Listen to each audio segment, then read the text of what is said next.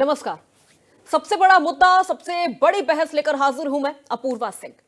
जिस औरंगजेब ने हिंदुओं पर अत्याचार की सारी हदों को पार कर दिया था, अगर उसी औरंगजेब की कोई वकालत करे तो क्या कहेंगे इसे आप? जिस औरंगजेब ने हिंदू बहन बेटियों के साथ दरिंदगी की सारी हदों को पार कर दिया था, अगर उसी औरंगजेब को कोई सपोर्ट करने लगे, उसका समर्थन करने लगे, तो ऐसे इंसान को क्या कहेंगे आप?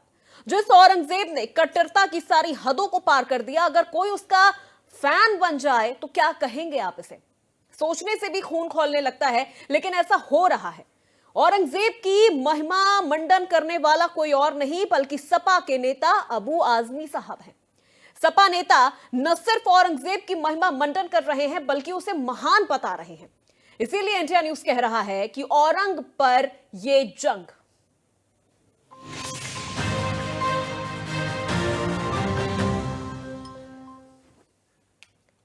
अखिलेश यादव की पार्टी के नेता अबू आजमी ने आक्रांता औरंगजेब की तारीफ की है। न सिर्फ उसे महान बताया है बल्कि यहां तक कह गए कि औरंगजेब ने कई मंदिर बनवाए, वो क्रूर शासक नहीं था, महान समाज सेवी था। अबू आजमी ने कहा, गलत इतिहास दिखाया जा रहा है, औरंगजेब ने तो कई मंदिर बनवाए, औरंगजेब कोई क्रूर शासक नहीं था साहब। आजमी ने यहां तक दावा कर दिया कि बनारस में जब एक पंडित की बच्ची के साथ उसके सिपहसालार ने बदतमीजी करने की कोशिश की तो औरंगजेब ने उस सिपहसालार को 2 हाथियों के बीच बंधवाकर मरवा डाला। बाद में उन पंडितों ने औरंगजेब के लिए मस्जिद बनाकर उसे भेंट किया। वो अच्छे प्रशासक थे, वो उन्होंने जो किया वो सही किया। अगर कोई और राजा होता तो वो भी वही करता। जिसके बाद से सियासी बवंडर खड़ा हो गया है। तमाम लानत मलानत के बाद अबू आजमी ने अपने हिस्से की सफाई भी दे दी, लेकिन ऐसे में सवाल तो उठेगा ही कि आखिर सपा क्यों कर रही है औरंगजेब का इतना महिमा मंडन? सपा को सनातन से ऐतराज है, मुगलिया सोच का राज है, वोट बैंक के लिए औरंगजेब को महान बता रही है सपा। औरंगजेब पर कलेश 2027 के लिए संदेश, सपा का मुगलिया ढंग, औरंगजेब पर बड़ी जंग। आज की बड़ी बहस में इन्हीं सवालों पर चर्चा करेंगे, लेकिन उससे पहले सुनिए अबू आजमी का वो बयान जिस पर यह पूरा सियासी बवंडर खड़ा हुआ है। फिर मेहमानों से आपका परिचय करवाएंगे और फिर चर्चा की शुरुआत करेंगे। सब गलत हिस्ट्री दिखाई जा रही है। औरंगजेब रहमतुल्लाह अलैह ने बहुत सारी मंदिरें बनवाई हैं और आप बनारस में जाकर देखेंगे एक बच्ची, पंडित की बच्ची को जब उनका ही एक सिपहसालार उसके साथ शादी करना चाहता था, उन्होंने उस सिपहसालार को 2 हाथियों के बीच पैर बांध करके वो मार दिया और उन पंडितों ने उनके लिए एक मस्जिद बना के दिया वहाँ पर। क्या बात करते हैं, ये गलत हिस्ट्री दिखाई जा रही है। औरंगजेब को क्रूर शासक नहीं मानते हैं? नहीं, मैं नहीं मानता। औरंगजेब क्रूर शासक बिल्कुल नहीं, मैं बिल्कुल क्रूर शासन नहीं मानता। कौन से शासक के तौर पे याद आता है? मैं एक ही बात बोलूंगा, औरंगजेब के जमाने में भारतवर्ष जो है सोने की चिड़िया था। बात को इतना बढ़ा दिया गया कि जैसे लगता है कि एक तूफान आ गया। मैंने किसी का अपमान नहीं किया। छत्रपति शिवाजी महाराज हो, छत्रपति संभाजी महाराज हो, डॉक्टर भीमराव अम्बेडकर हो, महात्मा ज्योतिबा फुले हो, राजश्री साहू महाराज हो, इन जैसे तमाम महान पुरुषों का हम आदर करते हैं और हमें आदर करना, पूरे देश को आदर करना चाहिए। हम आदर करते हैं। इन्होंने सारे समाज के लिए, सारे धर्म के लोगों को बराबर का दर्जा दिया था। हिस्टोरियन की लिखी हुई किताब, इनके स्टेटमेंट के ऊपर मैंने जो औरंगजेब की तारीफ किया, मैंने कभी अपने किसी महापुरुष चाहे संभाजी महाराज हो, छत्रपति शिवाजी महाराज हो, उनके बारे में कोई एक लफ्ज़ गलत नहीं बोला है। लेकिन अगर इन चीज़ों से किसी को वो लगता है कि इसको तोड़ मरोड़ के पेश करके किसी को लगता है कि मैंने गलत बोला है, तो भाई मैं अपने पूरे स्टेटमेंट को वापस लेता हूँ। चलिए अब आपको सुनाते हैं इस पूरे मामले पर सियासी प्रतिक्रियाएं क्या क्या सामने आई हैं। समाजवादियों का किरदार इस समय राष्ट्र और समाज के हित में लगता नहीं है। कभी औरंगजेब की तारीफ करना, कभी महाकुंभ की बुराई करना, सरकार के खिलाफ अभियान छेड़ना, देश की बुराई, ये सब चीज़ें समाजवादी पार्टी की ओर से जो लगातार हो रही हैं, इस बात का इशारा कर रही हैं कि समाजवादी पार्टी अपने, मेरे ख्याल से मूल आधार से, मूल सोच से दूर हो गई है। देखिए, इतिहास से तो प्रेरणा मिलती है, लेकिन वर्तमान पे भी तो बात होनी चाहिए। आज वर्तमान में जहां महाराष्ट्र में आपने देखा होगा अभी कुछ ही दिन पहले किस तरह से बेटी के साथ अन्याय हुआ, देश शर्मसार है। आज बेरोजगारी से झेलते झेलते नौजवान आत्महत्या कर रहा है। महंगी पढ़ाई के कारण जो नौजवानों को जिस जगह पे जाना चाहिए आज वह नहीं जा पा रहे हैं। अगर कोई इस तरह का बयान देता है तो उस बयान की गहराई के बारे में वही बता सकता है कि कौन सी ऐसी परिस्थितियां थी कि उनको इस तरह का बयान देना पड़ा। हमारी राय है कि भारत हर जाति धर्मों का देश है, विभिन्न भाषाओं से मिलके जो भारत की खूबसूरती है कि हम सब लोग मिल करके एक साथ रहते हैं। ऐसा है कि अबू आज़मी का मानसिक इलाज कराने की आवश्यकता है और जिस तरीके से औरंगजेब ने इस देश में नरसंहार करने का काम किया है, हमारे जो पूजा स्थल हैं, धार्मिक स्थल हैं, उनको तोड़ने का काम किया, इतिहास गवाह है। और ऐसे में अबू आज़मी अगर ऐसी बात करते हैं, वो लोकतांत्रिक व्यवस्था के लिए ठीक नहीं है। हर इंसान को इस देश का संविधान ये आज़ादी देता है कि वो अपनी विचारों का अभिव्यक्त कर सके। तो अबू आज़मी जी जनप्रतिनिधि हैं, अगर उन्होंने अपनी विचारों को, खुद के विचारों को उन्होंने अभिव्यक्त किया है तो ये उनके विचार हैं। देखिए, आधा अधूरा ज्ञान, कचरा ज्ञान जो है ना, वो नुकसान देता है। पहले इतिहास पढ़ें, और इतिहास को पढ़ेंगे तो फिर पूरा का पूरा समझ में आएगा। और इतिहास गढ़ा हुआ ना पढ़ें, इतिहास जो असल है वो पढ़ें। 10 जगह 10 किताबों को पढ़ें, 10 किताबों से आपको पता चल जाएगा कि क्या इतिहास में सच्चाई लिखी हुई है। उस सच्चाई को जाने, उसके बाद सारी चीज़ें बन जाएंगी। और ये जो फिल्में बना करके एक नई सोच बना। तो औरंगजेब ने कितने मंदिर तोड़े, आइए आपको ग्राफिक्स के जरिए बताते हैं। 1658 से लेके 1707 तक औरंगजेब ने कुल 1000 मंदिर तोड़े हैं। 1669 में काशी विश्वनाथ मंदिर तोड़ने का भी आदेश औरंगजेब ने दिया था। 1670 में मथुरा के केशव देव मंदिर को तोड़ा गया, यह भी औरंगजेब के आदेश के बाद हुआ। 1682 में विजय मंदिर को तोड़कर आलमगिरी, इसके बाद 1665 में सोमनाथ मंदिर को तोड़ा गया है। औरंगजेब ने कितने मंदिर तोड़े हैं इस ग्राफिक्स के जरिए आपको बता रहे हैं। सरहिंद यानी पंजाब सिख मंदिर को तोड़कर मस्जिद बनाया गया। 1670 में उज्जैन के आसपास के कुल सभी मंदिरों को तोड़ दिया गया। औरंगजेब ने चित्तौड़, उदयपुर, जयपुर में 300 मंदिर तोड़े। तो 1658 से 1707 तक करीब 1000 मंदिर औरंगजेब ने तोड़े। गोलकोंडा में औरंगजेब ने मैसाराम मस्जिद बनवाई। 1675 में हुबली में मंदिरों पर 17 मस्जिदें औरंगजेब ने बनवाई। अमरावती के रीतपुर में भी मंदिर तोड़कर मस्जिद औरंगजेब की तरफ से बनवाई गई है। अयोध्या के हनुमानगढ़ी में औरंगजेब ने मस्जिद बनवाया। अयोध्या में स्वर्ग द्वार मंदिर और ठाकुर मंदिर पर मस्जिद बनाया औरंगजेब ने। गोलकोंडा में भी औरंगजेब ने मस्जिद बनवाया। 1658 से 1707 तक 1000 मंदिर तोड़े गए। तो ये जानकारी उन लोगों के लिए भी काफी ज्यादा जरूरी हो जाती है जो औरंगजेब के शासनकाल को बहुत सुखद बता रहे हैं, जो ये कह रहे हैं कि औरंगजेब क्रूर नहीं था। उसकी क्रूरता की सभी दास्तानें हम आपको बताएंगे कि औरंगजेब कितना क्रूर था। और जो कह रहे हैं कि इतिहास को खंगालिए, इतिहास को पढ़िए, गढ़ा हुआ इतिहास नहीं, जो असल इतिहास है वो जानिए, तो वो तमाम इतिहास भी हम आज इस बड़ी बहस के दौरान उन इतिहासों पर भी प्रकाश डालेंगे और चर्चा करेंगे। तो चलिए बहस की शुरुआत करते हैं और हमारे मेहमान भी हमारे साथ जुड़ गए हैं। एक एक करके सबका परिचय करवा देते हैं। देवेंद्र प्रमुख, प्रवक्ता बीजेपी, हमारे साथ जुड़ गए हैं। देवेंद्र जी बहुत स्वागत है आपका। डॉक्टर राकेश प्रजापति, प्रवक्ता समाजवादी पार्टी, हमारे साथ जुड़ गए हैं। राकेश जी आपका भी बहुत स्वागत है। संदीप त्रिपाठी, नेता कांग्रेस, हमारे साथ जुड़ गए हैं। संदीप जी आपका भी बहुत स्वागत है। सैयद खालिद नकवी, मुस्लिम धर्मगुरु हैं, सैयद जी आपका भी बहुत स्वागत है। और शिशिर चतुर्वेदी, हिंदू धर्मगुरु, हमारे साथ जुड़ गए हैं। शिशिर जी आपका भी बहुत स्वागत है। सबसे पहले चर्चा की शुरुआत सैयद जी मैं आपसे ही करना चाहूंगी। आखिर किस इतिहास का जिक्र किया जा रहा है, क्योंकि अब देखा जा रहा है कि समाजवादी पार्टी और कांग्रेस के बीच में तो होड़ लग गई है कि आखिर मुगलिया शासन को कौन कितना अच्छा बताएगा। किस इतिहास का वो जिक्र कर रहे हैं और कौन सा इतिहास है जिसमें यह कहा जा रहा है कि औरंगजेब का शासन बड़ा सुखद था, बहुत अच्छा था औरंगजेब? बड़ा अच्छा सवाल रखा है आपने।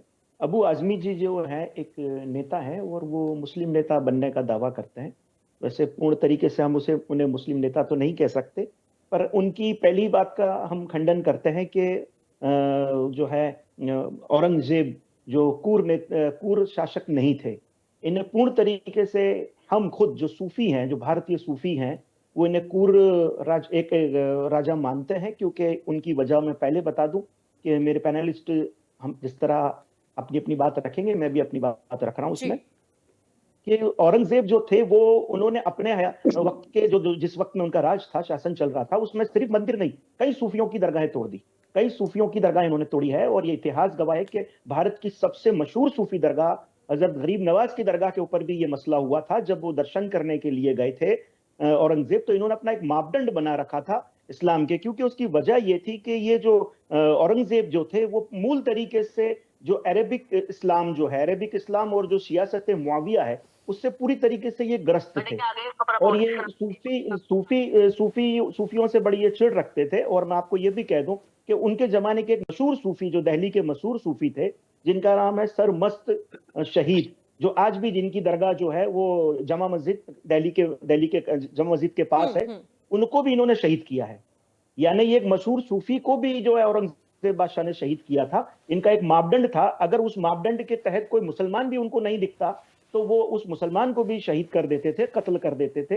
इन्होंने कई दरगाहें तोड़ी है, तो मैं ये बात से बिल्कुल जो रखता हूं बात कि इन्होंने अपने वक्त में मंदिर भी तोड़े होंगे, कोई बड़ी बात नहीं है। जिस तरह इन्होंने दरगाहों को भी नुकसान पहुंचाया, क्योंकि अपने मापदंडों में अगर जिसको ये नहीं पाते थे, इनका एक अलकाब जो है, ये आलमगीर के अलावा इनको इनको एक जो है इनको हुज्जती भी कहा जाता था। ये अलकाब इनको, ये जो लकब है, ये अजमेर शरीफ की दरगाह से मिला था, क्योंकि इनके मापदंड के मुताबिक ये जब अजमेर शरीफ दर्शन के लिए गए तो वहां उन्होंने अपने मापदंड नहीं पाए, तो फिर इनके दिल में ये आया था कि जो मेरे मापदंड हैं, जो मैंने अपने तय किए हुए हैं, ये इसके मुताबिक ये दरगाह नहीं है। तो ये हुक्म दें इसके पहले वहां से जो है आवाज एक बुलंद हुई थी, इन्हें जो है औरंगजेब हुज्जती कहा गया था। यानी हुज्जत, हर चीज में हुज्जत यानी बहस करना।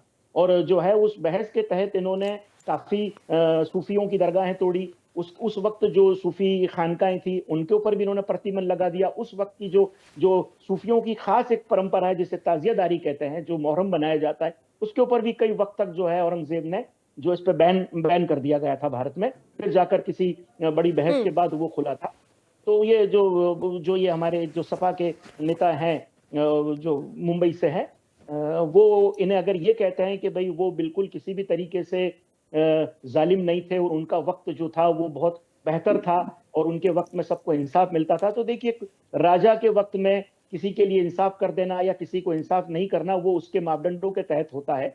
बाकी मैं इन्हें जो है वो औरंगजेब को कूर कहता हूं और कूर समझता हूं, और इनके इतिहास में भी इनकी क्रूरता प्रचलित है, इसमें कोई दो मत नहीं है।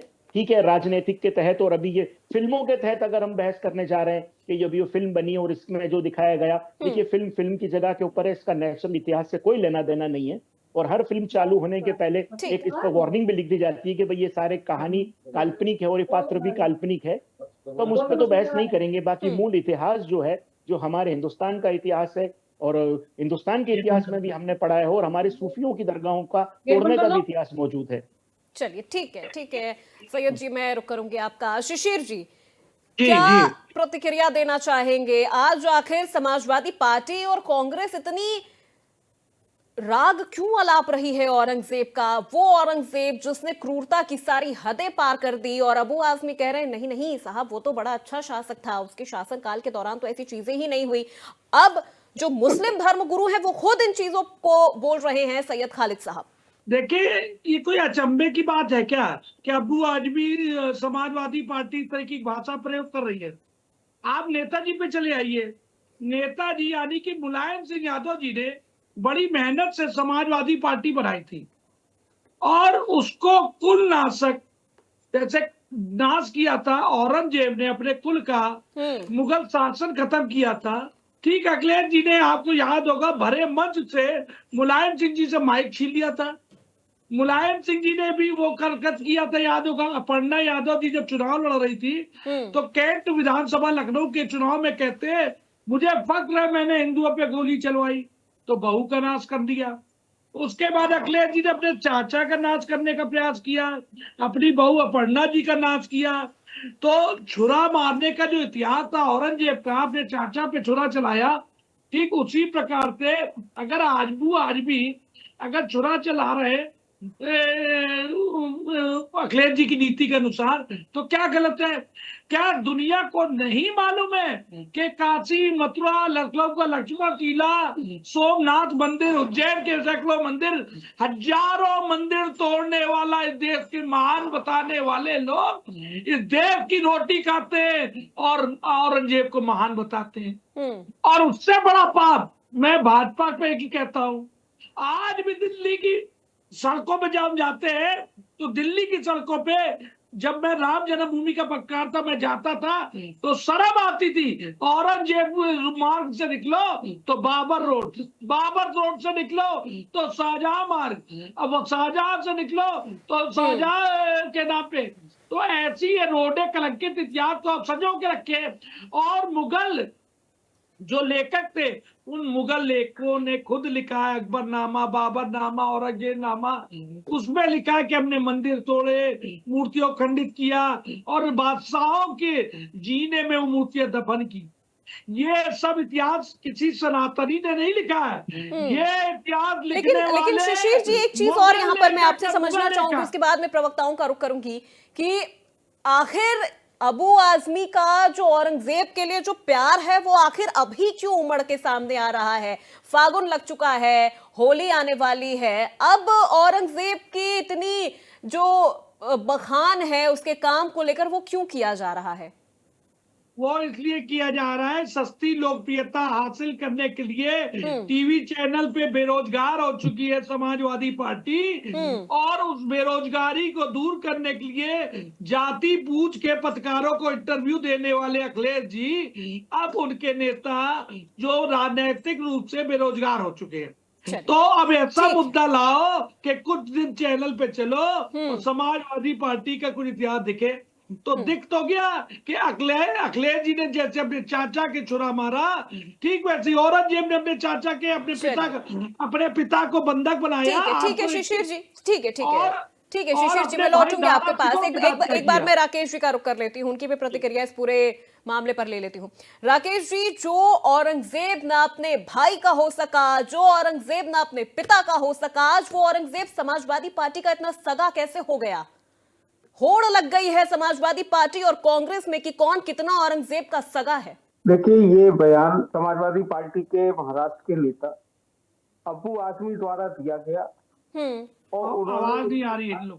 उन्होंने उसके बाद अपनी प्रतिक्रिया स्वरूप कहा भी है कि अगर किसी को मेरे बयान से किसी को आहत हुई है तो मैं अपने शब्द वापस लेता हूँ। तो उन्होंने एक प्रकार से ये कही कि अपने शब्द वापस भी लिए हैं। दूसरी बात मैं ये कहना चाहता हूँ, माननीय राष्ट्रीय अध्यक्ष जी अखिलेश जी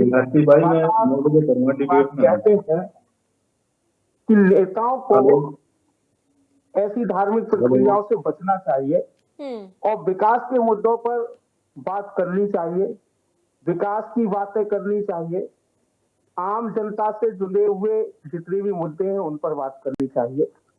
दूसरा भी जो चतुर्वेदी जी हैं वो कह रहे थे, अपर्णा यादव, शिवपाल यादव जी का नाम ले रहे थे, इन्होंने मुरली मनोहर जोशी का क्या हाल किया है, लाल कृष्ण आडवाणी का क्या हाल किया है, ये भाजपा एक आदमी की पार्टी नहीं है। अरे अब मत बोलिए, अरे बोलिए मत चतुर्वेदी जी, समस्या यही है, आप लोग बोलना शुरू कर देते। क्या मैं बोला था बीच में? मत बोला करिए ना साहब। सम्मान दीजिए तो सम्मान मिलेगा और सम्मान नहीं देंगे तो सम्मान नहीं मिलेगा। ठीक है राकेश जी, आप अपनी बात कंप्लीट करिए। मुरली मनोहर जोशी का क्या हाल किया? जिन लाल कृष्ण आडवाणी ने मंडल कमीशन के विरोध में कमंडल यात्रा निकाली थी, पूरा देश पिछड़ा चूंकि सो रहा है इस समय पर, थोड़ा सा मैं बस ये कहूंगा कि पिछड़ों के मंडल कमीशन के विरोध में लाल कृष्ण आडवाणी ने पूरे देश के अंदर कमंडल यात्रा निकाली थी और भारतीय जनता पार्टी को खड़ा करने का काम किया था। जिन मुरली मनोहर जोशी ने भारतीय जनता पार्टी को सींचने का काम किया था, आज उन दोनों नेताओं की क्या स्थिति लोगों ने कर दी है। मुरली मनोहर जोशी और लाल कृष्ण आडवाणी हाथ जोड़ते रहते हैं और देश के प्रधानमंत्री उनकी नमस्ते भी लेना पसंद नहीं करते हैं। तो ये लोग केवल अपने दूसरे के गलेमान में झांकने से पहले अपने गलेमान में नहीं झांकते हैं। तो बात ये है, मैं फिर कहना चाहूंगा कि अबू आजमी साहब ने अपने शब्दों को वापस लिया है। ठीक है, औरंगजेब पर चर्चा क्योंकि वो इतिहास में रहे हैं, तो भाई देखिए, इतिहास में जो व्यक्ति रहता है उसकी चर्चा तो होना स्वाभाविक है, लेकिन जिस तरीके से उन्होंने अपने शब्दों को वापस लिया है तो मेरे ख्याल से भारतीय मीडिया को भी इस चर्चा पर बंद करना चाहिए। और देश में बहुत सारी समस्याएं हैं, देश में हजारों समस्याएं जिनसे देश लगातार जूझ रहा है, उन समस्याओं को उठाना चाहिए। ठीक है, सही कह रहे हैं आप राकेश जी। देखिए, मीडिया को भी ये बातें बंद कर देनी चाहिए। देश में बहुत सारी समस्याएं हैं, लेकिन उन सभी समस्याओं को छोड़कर अबू आजमी ने बखान किया औरंगजेब का। उन सभी समस्याओं को उन्होंने दरकिनार कर दिया। अब आप डिफेंड कर रहे हैं कि उन्होंने अपने शब्द वापस ले लिया। अरे सर, किसी को पहले थप्पड़ मार दो, फिर कह दो कि अरे हमने तो अपना हाथ वापस खींच लिया, तुम्हें दर्द तो नहीं हो रहा होगा। एकदम गलत नहीं कहा इन्होंने। इनके नेताजी ने, मुलायम सिंह ने कहा। चलिए ठीक है शिशिर जी, मैं लौटूंगी, पहले देवेंद्र जी का रुख कर लेती हूँ। ठीक है देवेंद्र जी, क्या एक मिनट सर, 1 मिनट रुक जाइए। राकेश जी 1 मिनट रुक जाइए, एक एक करके पहले छोटा छोटा रिएक्शन ले रही हूँ, फिर मैं आपके पास लौटूंगी। देवेंद्र जी, क्या कहना चाहेंगे आप? अभी आपने सपा प्रवक्ता को भी सुना, आपने अबू आजमी साहब का भी बयान सुना है, उनको डिफेंड करने वालों का भी आपने बयान सुना। कोई कह रहा है कि ये उनकी अपनी पर्सनल सोच है, ये उनका अपना इतिहास है, और कांग्रेस कह रही है कि देखिए, जो गढ़ा हुआ इतिहास है वो ना पढ़े, जो असल इतिहास है वो जानने की कोशिश करें। देखिए अपूर्वा जी, जिस तरह से सारी चीज निकल कर आई है डिबेट में, सबने अपनी अपनी बात रखी है, उसमें एक चीज गहनता से आई है कि डॉक्टर साहब ने कहा, राकेश जी ने, उन्होंने अपने शब्द वापस ले लिए। अच्छी बात है, अगर आप ले लिए तो ऐसी चीज का स्वागत करना चाहिए, लेकिन जिम्मेदारी बनती है। देखिए, बात बार बार एक बार दोहराओगे आप। स्वामी प्रसाद मौर्य ने जिस तरह से रामायण रामचरित मानस को लेकर धज्जियां उड़ाई थी और अखिलेश जी थपथपाते रहे, यही काम इसमें हो रहा है। और कांग्रेस भी यही काम करती है कि स्टालिन से लेकर पिता पुत्र जब धर्म को करते हैं तो चुप लगा जाते हैं, लोग बोलते नहीं है। आज बात इस बात की है गहराई से कि आप क्या क्या बोले हैं, किस तरह से बोले, अगर इस पर चर्चा करें। देखिए, मैं हजारों की, आप सैकड़ों की बात कर रहे हैं, लेकिन मंदिर तो लाखों की बात है कि इस तरीके का आक्रांता इस दुनिया में कभी पैदा ही नहीं हुआ जितना बड़ा आक्रांता औरंगजेब हुआ था। वो धर्मगुरु ने साफ कर दिया, क्लियर कर दिया। हमारे साथ बैठे हैं मुस्लिम धर्मगुरु, बहुत अच्छे बोलते हैं। उन्होंने, जिन्होंने मुस्लिम को ही नहीं बचा, जिन्होंने अपनों को नहीं बचा, उनसे इस तरीके की उम्मीद भी यही की जा सकती है। और रही जिस तरीके की समाजवादी पार्टी के नेता ने बोला, कोई दिक्कत नहीं है, लेकिन बुलवाया जाता है इन लोगों से। बुलवाया अखिलेश जी ने है, राहुल गांधी ने है, ये फीट थपथपाते हैं, इनके पास मुद्दे नहीं बचे, मुद्देहीन बात करते हैं। और हमेशा 70 वर्षों से इनका एक ही काम था कि देश के सनातन को चोट पहुंचाई जा। जो औरंगजेब की जड़ जमी है 70 वर्षों में देश आजाद होने के बाद, जैसे हमारे अभी साथी कह रहे थे कि वो जब जाते औरंगजेब रोड, दिल्ली में अकबर रोड, फलाना रोड, ढिकने रोड, ये सब आखिर बोए बीज किसके हैं? जब 47 में सबका सब हो गया, हिस्सेदारी होगी, तो ये मिटा देने चाहिए थे उसी दिन, ये बिल्कुल मिटा देने चाहिए थे। आज लड़ाई का हिस्सा नहीं होते, आज चर्चा नहीं होती। प्रयास किया भारतीय जनता पार्टी ने और प्रयास कर रहे हैं। आपने कहा दबे और जख्म, जो जख्म की बात करते हैं, जो कांग्रेस कह रही है, दबे नहीं। जब कैंसर की बीमारी को लेकर बैठे हो आप लोग, उसका इलाज करना हमारा काम है भाई। आपने देश को धीरे धीरे गर्त में ले गए और हमने धीरे धीरे, हमारे जो ये 2014 के बाद का जो शासन है, आज हमारी जीडीपी, लोग हमसे कहते हैं महंगाई पर चर्चा नहीं करते, मैं करता हूं चर्चा, लेकर आइए आप चर्चा में बताता हूं आज भारत की इकोनॉमी कहां है। आप कहते हो भारत पर कितना करोड़ कर्ज है, अरे उठाकर देख लीजिए, करोड़ कर्ज, उससे ज्यादा तो हमने संसाधन पैदा कर दिए इस देश में सुरक्षा के लिए। अबू आजमी साहब कह रहे हैं कि जब औरंगजेब का शासन था तब भारत सोने की चिड़िया थी, लेकिन हम तो ये कह रहे हैं कि उससे पहले से तो शायद भारत सोने की चिड़िया नहीं, बाज हुआ करती थी। मुगल आए तो चिड़िया बन गई, अंग्रेज आए तो वो भी लेके चले गए। देखिए, मैं, ये भारत सोने की चिड़िया थी, इसमें तो कोई संशय नहीं। ये तो आज भी बोलते हैं लोग, और है आज भी, मैं तो आज भी मानता हूं, कोई दिक्कत नहीं है हमें। हमारे पास जितने खनिज से पदार्थ से लेकर वस्तुएं हैं, आज भी भारत दुनिया का सबसे वो अच्छा देश है जिसके पास सब कुछ है। और भारत आज जो माननीय प्रधानमंत्री जी ने विकसित भारत की बात की है, आज जो विकसित भारत की तरफ बढ़ रहे हैं, ये जो रोजगार की और उसकी बात करते हैं ना, अगर इन्होंने एक भी कोई काम किया उनकी सरकार में सिवा हिंदू और मुसलमान के, या दंगे और देश को पीछे भेजने के, तो बताए। नहीं तो मैं बता रहा हूं कि हमारी जीडीपी से लेकर हमारी इकोनॉमी, अर्थव्यवस्था, सुरक्षा, देश में एम्स, मेडिकल कॉलेज, कहां कहां की चर्चा करोगे। जो चीज आज जाल बिछ गया पूरे देश में, आज जम्मू कश्मीर के माध्यम से हम चाइना के सर पर बैठे हैं जाकर, भाई हमने वहां रोड बना दिए कि विश्व रिकॉर्ड बन गया। ऐसी ऐसी लाइनें, ऐसे ऐसे एरोप्लेन के साथ साथ एयरपोर्ट जिनकी तकनीकी है, रेलवे स्टेशन। देखिए आज भारत, आज नया भारत क्यों है, आज युवाओं का भारत क्यों है, आज विकसित भारत की चर्चा क्यों है। क्या 70 वर्ष लगेंगे विकसित भारत की चर्चा नहीं कर पाए आप लोग? ये तो उसी दिन मिट जाना चाहिए था कायदे में। मैं अपूर्वा जी अपनी बात पर आता हूं कि जिस दिन 47 में हमारा समझौता हो गया था, पाकिस्तान अलग हो गया था, उसी दिन से औरंगजेब वगैरह ये सब हटा देने चाहिए थे।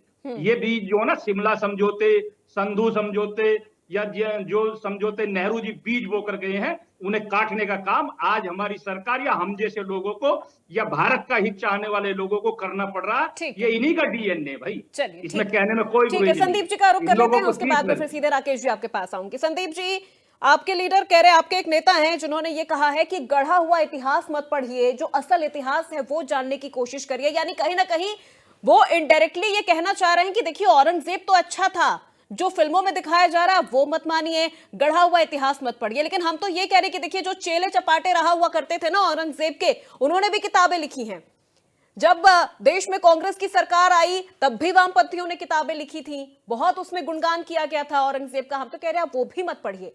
हम कह रहे हैं जो अंग्रेजों ने लिखा ना, जब हुमायूं का शासन था तब अंग्रेज आए, जब औरंगजेब का शासन था तब अंग्रेज आए, जब अकबर का शासन था तब अंग्रेज आए, वो पढ़िए। उसमें ना तो वो अंग्रेज किसी पार्टी से थे, ना बसपा से थे, ना बीजेपी से थे, ना सपा से थे, किसी पार्टी से नहीं थे। वो पढ़िए तब समझ में आएगा कितना क्रूर था औरंगजेब। अपूर्वा जी, 7 मिनट हमने आपके भाजपा साथी का व्याख्यान सुना है, तो कृपया विदाउट इंटरप्ट सुना है। हाँ, किसी कोई ने आपको बोला इंटरप्ट नहीं करेगा, तो मैं- लेकिन आप इसी टॉपिक पर रहिएगा कि आखिर इतना जो प्यार है नहीं उमड़ नहीं, के वो तो कहाँ सपा और कांग्रेस का क्यों दिख रहा है? चले गए आपने? नहीं तो व्यक्तिगत जाओगे तो हम काउंटर करूंगा। नहीं नहीं, देखिए, कोई व्यक्तिगत नहीं अब सर, देखिए, देखिए कोई पर्सनल कमेंट नहीं, ना बीजेपी से, ना सपा से, ना कांग्रेस से। संदीप जी अभी बोलेंगे, ठीक है, कोई इंटरफेयर नहीं करेगा। करते हैं। अब देखिए, अगर व्यक्तिगत काउंटर करेंगे तो अब देखिए, चलिए ठीक है अटैक देवेंद्र जी, करेंगे अभी तो सर अभी रुक जाइए, अभी तो उन्होंने भी बोलना भी नहीं शुरू किया। ठीक है संदीप जी। ये खौफ अच्छा लगता है। नहीं नहीं, खौफ नहीं ये सर, कोई डर होना पर्सनल चाहिए। कोई अरे पर्सनल संदीप अटैक भाई नहीं। गलतफहमी निकाल दीजिए। चलिए संदीप जी आप अपनी बात कंप्लीट करिए। हाँ ठीक है सर, एक मिनट रुक जाइए। देवेंद्र जी, देवेंद्र जी, ड्यू रिस्पेक्ट सर, रुक जाइए सर, थोड़ा सब्र कर लीजिए, रुक जाइए। कोई खौफ की जरूरत नहीं है। खत्म हो गई है। अरे कोई खौफ नहीं है सर, क्यों खौफ क्यों होगा? ठीक है, सवाल मेरा एक बिल्कुल सीधा सपाट सा सवाल है कि आखिर अभी ऐसी क्या स्थिति आन पड़ी कि कांग्रेस और समाजवादी पार्टी में तो जैसे कंपटीशन लग गया। अरे देवेंद्र जी सर रुक जाइए, सर रुक जाइए, रुक जाइए।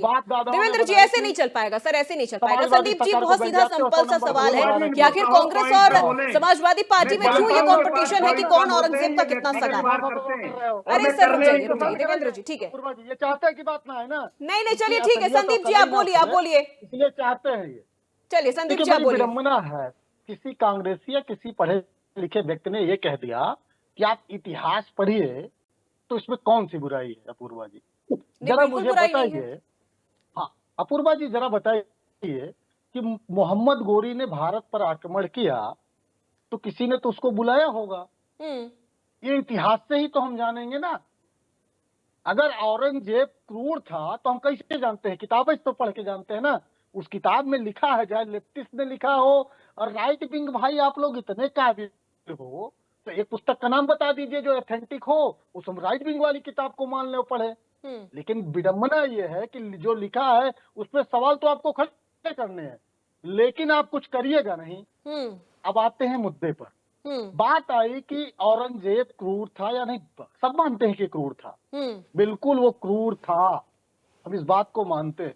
लेकिन हम इस बात को भी जानते हैं कि चित्रकूट में उसने एक मंदिर बनवाया और 1000 बीघे उसने जो है 8 गांवों को करमुक्त किया उस मंदिर को चलाने के लिए। ये भी एक फैक्ट है, इस बात को भी मानना पड़ेगा।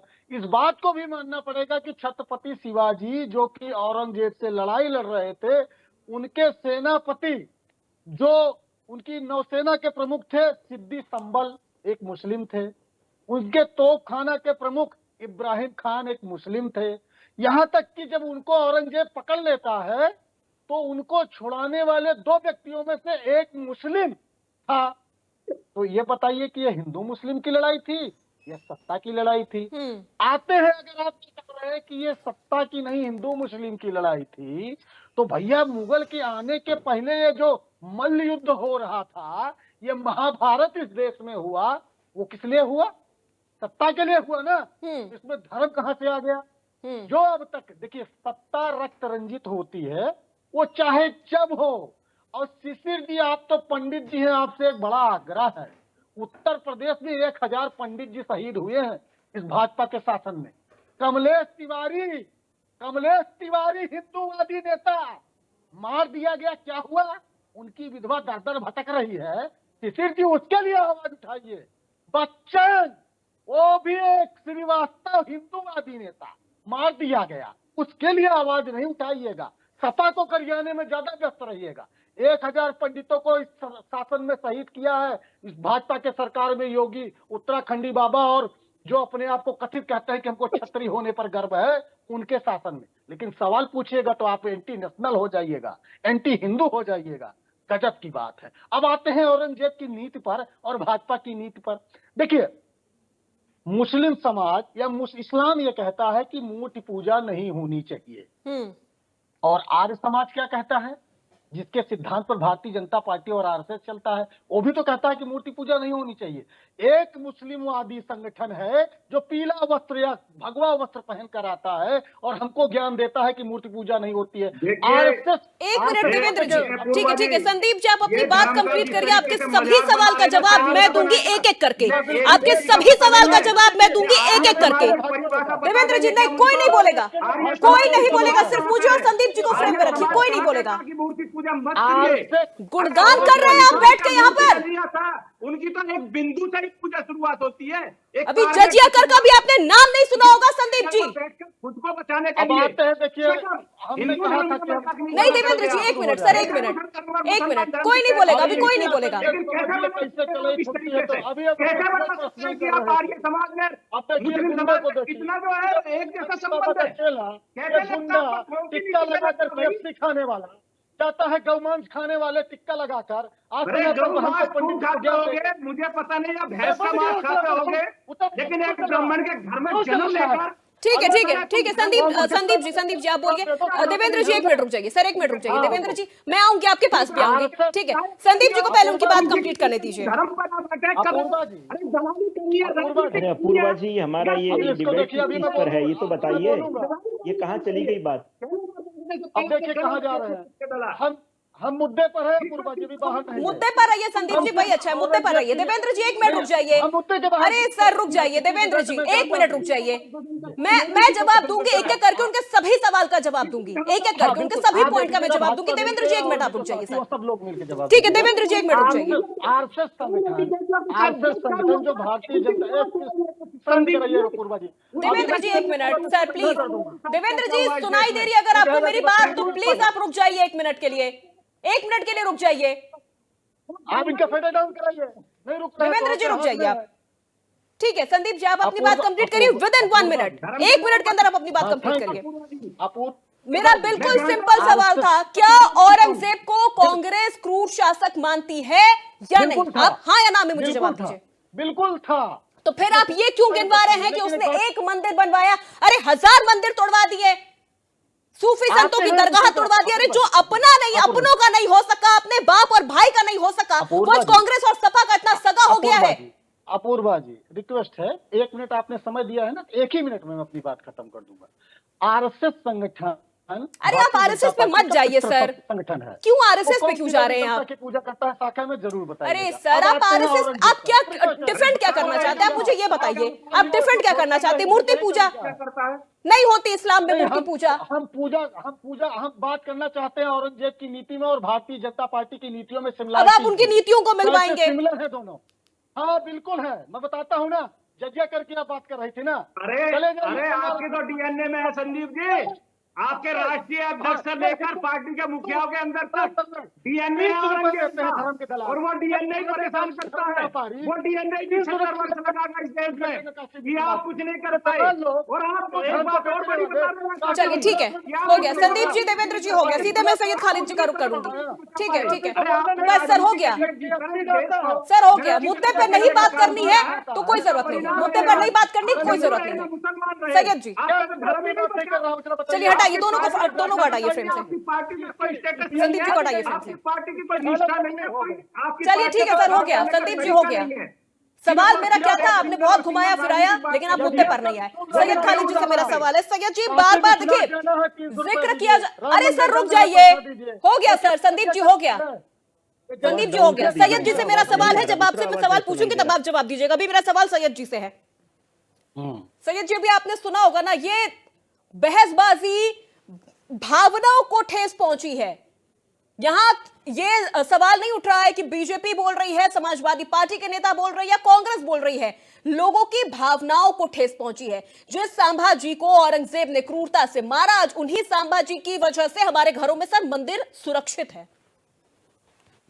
जी देखिए, अभी तो पहला तो हमारा मुद्दा ही भटक गया, मेरे दोनों मित्रों ने जो है पूरा मुद्दा ही भटका दिया। हम तो ये इस पे भी चर्चा में थे कि औरंगजेब क्रूर राजनेता राजा थे या नहीं। तो इसके लिए मैं मुसलमान धर्मगुरु होकर मैं इसकी जिम्मेदारी से कहता हूं कि इसमें कोई दो मत नहीं है कि और बादशाह औरंगजेब पूर्ण तरीके से पूर्ण तरीके से जो है ये बंदा जो है वो जालिम, जिसे हम जालिम कहेंगे और क्रूर शासक कहेंगे, ये क्रूर शासक थे, इसमें कोई दो मत नहीं है। जिस तरीके से इन्होंने अपने राज शासन को कायम करने के लिए जो नीतियों को अपनाया, तो हमने तो पहले इस पर स्पष्ट कर दिया कि उस बंदे ने जो है अपनों को नहीं छोड़ा, तो फिर जिस पर अभी डिस्कशन हम करने जा रहे हैं उस पर तो कोई मतलब भी नहीं होता। उन्होंने अपने खुद के भाई को कत्ल करवा दिया, दारा सिकों को कत्ल करवा दिया, दारा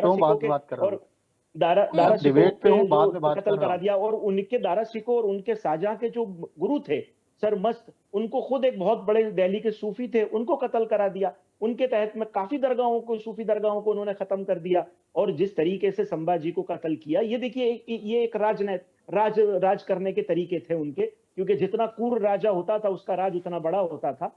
और पूरे अभी जो मेरे मित्र सारे यही इस पे ही बात करने जा रहे थे कि भाई इसकी राजनीतिक जो क्रियाएं थी वो समझ लीजिए कि भारतवर्ष में जितना राज औरंगजेब ने अपने वक्त में जितना क्षेत्र को फैला कर किया, तो जो क्षेत्र फैला उसकी वजह यही थी कि कूटनीति है। और इतनी कूटनीति के मैं इसे जो है एक मानवता की दृष्टि में नहीं देखता, क्योंकि हम एक सूफी संत हैं, तो सूफी संत की नजर में वो बंदा मेरी नजर में पूर्ण तरीके से एक राजा था, इसमें कोई दो मत नहीं है। पर यहाँ जो भावनाओं को आहत हो रही है, लोगों की भावनाओं की, तो अगर ये फिल्म को लेकर है तो देखिए फिल्म को लेकर तो फिल्म बनने के पहले और फिल्म चालू होने के पहले इसके लिए एक लाइन पहले ही थिएटर पर दे दी जाती है कि भाई ये काल्पनिक कहानी और काल्पनिक पात्र है, इसको लेकर हम इतने विचलित ना हो। बाकी हकीकतन अगर हम जो इतिहास पढ़ें तो उसमें कोई दो मत ही नहीं है कि एक क्रूर राजा था, उसमें हम कहाँ बहस करने पर जा रहे हैं। और देखिए अगर अबू आजमी जो है, ये जो अबू आजमी जो नेता है सपा के, ये मुंबई से, आप भी जानते, और मुंबई के अंदर जो एक फिल्म सिटी है और फिल्म नगरी है, तो वहां किसी को नीचा दिखाना और किसी को उठाना उनकी राजनीति का कोई हिस्सा होगा। बाकी मुस्लिम धर्म से, और मुस्लिम धर्म में भी देखिए जिस तरीके से जो है औरंगजेब जिससे पीड़ित थे, जिस मानसिकता से, ये सियासत मौविया, जैसा कि इस्लाम में भी कई पात्र है, तो एक पात्र जो हुआ था इस इस्लाम पात्र में जिसने पैगंबर साहब की पूरे वंश को कत्ल कर दिया था, पैगंबर साहब के पूरे वंश को कत्ल करा, जिसका उस शख्स का नाम था माविया।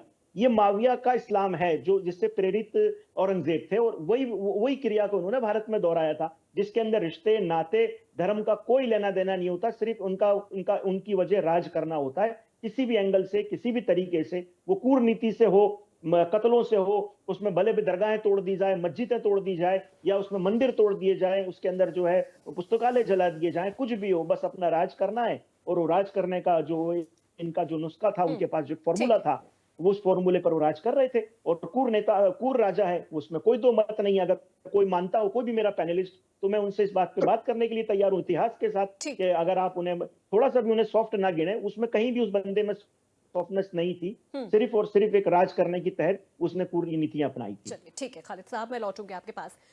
राकेश प्रजापति जी, सूफी संत हैं, वो खुद कह रहे हैं कि वो क्रूर शासक था, अब भी कुछ रह गया है औरंगजेब का गुणगान करने के लिए? अपूर्वा जी सूफी संत है। ठीक है राकेश जी, आप जवाब दीजिए 1 मिनट में, उसके बाद मैं सीधे शिशिर जी का रुख करूंगी। हाँ बिल्कुल बिल्कुल, सूफी संत ने जो कहा है वो बिल्कुल, उसमें कुछ सच्चाई भी है, कुछ क्या मतलब कि सीधी सी बात ये है, हर सिक्के के दो पहलू होते हैं, हर व्यक्ति में कुछ अच्छाइयां होती हैं, कुछ बुराइयां होती हैं। एक ये बात ठीक है उन्होंने मंदिरों को गिराया, ये बात ठीक है कि वो क्रूर थे, क्योंकि जो अपने भाई को मार सकता है तो वो तो क्रूर हो ही जाएगा। लेकिन ये बात भी सही है कि एक भारत की एक बहुत बड़ी कुप्रथा थी सती प्रथा। उस सती प्रथा को अगर बंद करने वाला कोई शासक था, पहला शासक था, तो वो औरंगजेब ही था। ये भी सच्चाई है। और कई घटनाओं का जिसका व्याख्यान सूफी संत जी ने किया, कि उनके चित्रकूट की घटना का किया, बनारस की घटना का किया, कि कई मामले में उन्होंने हिंदुओं का भी पक्ष लिया। मैं दूसरी बात ये कहना चाहता हूँ कि ये वो लोग अपने बयानों पर नहीं आते। रमेश बिदूड़ी इस देश की बड़ी संसद में क्या कहते हैं किसी कम्युनिटी को लेकर के, कुलदीप सेंगर क्या करता है इस देश के अंदर, अजय मिश्रा टोनी क्या करते हैं इस देश के अंदर, प्रज्ञा ठाकुर किस तरीके के विवादित बयान देती हैं, देवकी नंदन ठाकुर किस तरीके के बयान देते हैं, राम भद्राचार्य किस तरीके के बयान देते हैं, लोग इनके बयानों पर नहीं आते। मैंने पहले कहा, क्योंकि औरंगजेब इतिहास का हिस्सा है, इसलिए इतिहास के हिस्से में जो भी व्यक्ति है उसकी चर्चा हो सकती है। और क्योंकि अबू आजमी जी ने इस बयान को गलती मानते हुए, मैं तो सीधे कह रहा हूँ गलती मानते हुए, उन्होंने कहा है कि अगर किसी को मेरे कहने से किसी की भावना आहत हुई है तो मैं क्षमा चाहता हूँ। इससे बढ़कर कोई बात नहीं हो सकती ना। ठीक है सर, मैं लौटूंगी आपके पास। देखिए वक्त की कमी है हमारे पास, एक एक करके मुझे सबका रुख करना है। शिशिर जी,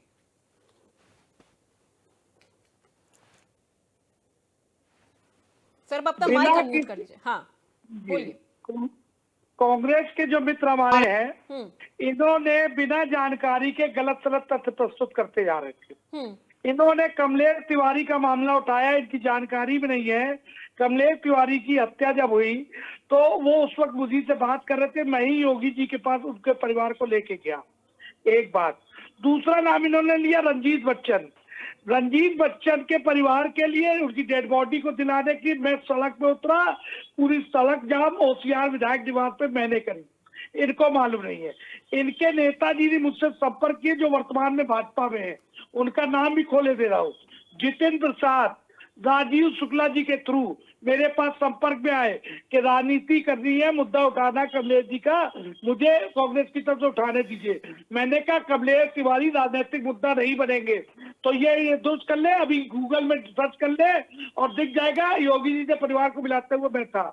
और दूसरी बात, कांग्रेस को हमेशा विदेशी आक्रामकता पूजनीय दिखते हैं। आज 150 साल का लगभग कांग्रेस के इतिहास में, जब कांग्रेस का जन्म हुआ 1885 में, तो कांग्रेस की प्रमुख कौन थी, किसने पहले, A.O. ह्यूम। और आज इनकी अध्यक्ष कौन है, इटली की लेडी। तो आज इनको अपने राष्ट्र की में एक व्यक्ति नहीं मिला जिसको 2 अरब आदमी में कि ये अपना राष्ट्रीय अध्यक्ष चुन सके, तो विदेशियों को चुनते हैं। तो ये। अब दूसरी बात, अब औरंगजेब को पूजने के लिए हमको मानना पड़ेगा क्योंकि समाजवादी मित्र बता रहे हैं। अब छावा फिल्म हो, संभाजी हो, शिवाजी हो, महाराणा प्रताप हो, इनको ना पढ़ो, औरंगजेब को पढ़ो। ये हमारे समाजवादी मित्र बताते, राकेश प्रजापति जी। दूसरी चीज, चर्चा किस पे होती है बताते हैं रतूड़ी जी पे। तीसरी बात, आप बताइए माननीय मुलायम सिंह, एक लाइन माननीय मुलायम सिंह यादव जी का एक वर्जन याद आता है काफी वर्षों पुराना। उन्होंने कहा था असली कांग्रेसी वो होता है जो गांधी परिवार का जूता उठा सके। ये मेरे स्टेटमेंट नहीं है, माननीय मुलायम सिंह यादव जी के स्टेटमेंट है, जिनको उनके पुत्र ने भरे मंच पे उनका माइक छीना और अखिलेश जी ने अपने चाचा का, अपने पिताजी का और इनका क्या किया। और आखिरी लाइन औरंगजेब के बारे में, आखिरी लाइन एक बता दे रहा हूँ। जो शाहजहां थे अंतिम वक्त में उन्होंने 2 मांगे की थी। 2 मांगे औरंगजेब से कही थी, मेरा समय नहीं कटता है जेल में, तो कुरान शरीफ मुझे दे दो, मैं बच्चों को पढ़ा के अपना समय काट लूं। तो उसने कुरान शरीफ पढ़ाने को मना कर दिया। फिर उसने कहा मुझे इतना जल दे दो कि मैं अपनी इस गर्मी में अपनी गला तरावट कर सकूं।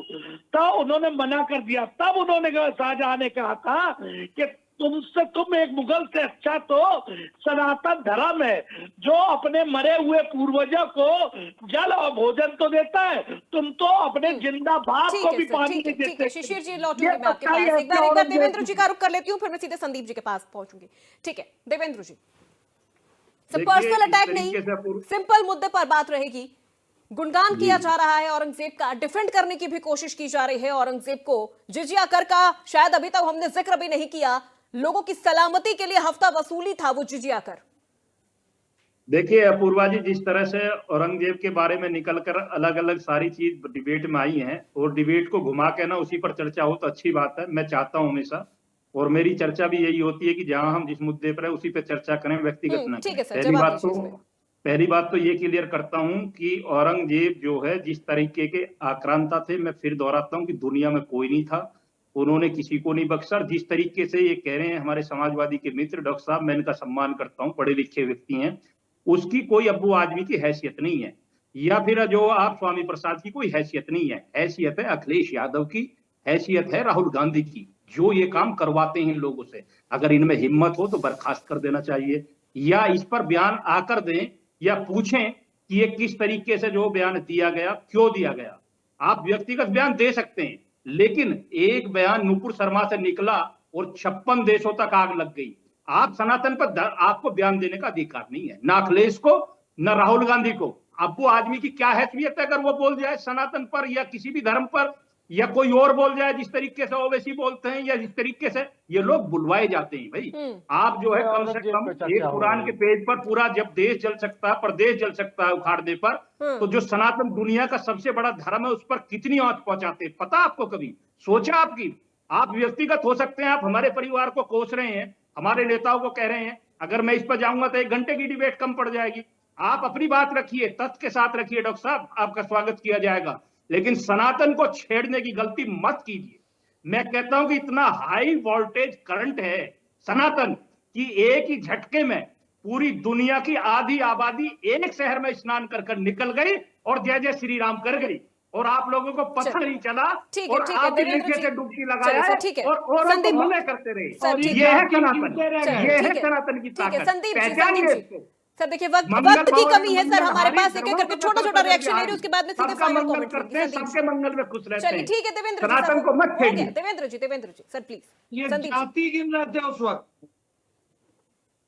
संदीप जी देखिए अपूर्वा जी, सनातन की बात हो रही है, किसी दूसरे नेताओं के बयान की बात हो रही है, तो संजय निषाद जो अभी कैबिनेट मंत्री है उत्तर प्रदेश की सरकार, औरंगजेब पे रहते हैं, अभी तक ये तो होना चाहिए था पहले ना, जब भाषणबाजी चल रही थी। औरंगजेब पे रहते हैं सर, बात उसी पे इतना क्यों बढ़ रहा है? संजय निषाद कहेगा कि भगवान राम के पुत्र नहीं थे, संजय ऋषि के पुत्र थे। रुक जाइए, संदीप जी को पहले बोल लेने दीजिए, संदीप जी को बोल लेने दीजिए। ऐसे नहीं चाहिए था आपको। संदीप जी हाँ, जब बात नहीं राहुल जी और उस पर जब बात चल रही थी तो आपको टोकना चाहिए था, अन्यथा मैं पार्टी का रिप्रेजेंटेटिव हूँ, मेरा फर्ज बनता है, मैं जवाब दूंगा। अभी बात आ रही है, राहुल जी सनातन की सबसे कठिन यात्रा है कैलाश मानसरोवर की यात्रा। इस पैनल में या भाजपा के एक नेता का नाम बता दीजिए कैलाश मानसरोवर की यात्रा पैदल किए हो, या करके दिखा दे, क्षमता हो तो करके दिखाइए। देश के प्रधानमंत्री ने जाकर